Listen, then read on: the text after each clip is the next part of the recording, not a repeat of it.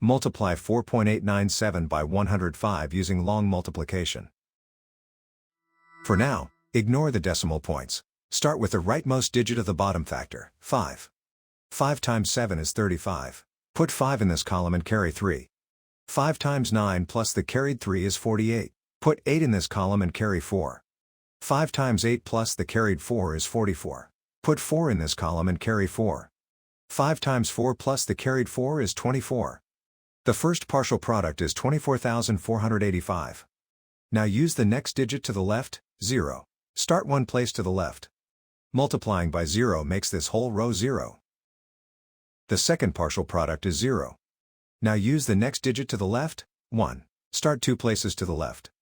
1 times 7 is 7. 1 times 9 is 9.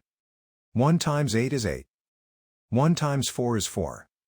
The third partial product is 489,700. Now add the partial products, working from right to left. In the ones column, 5 plus 0 is 5. In the tens column, 8 plus 0 is 8.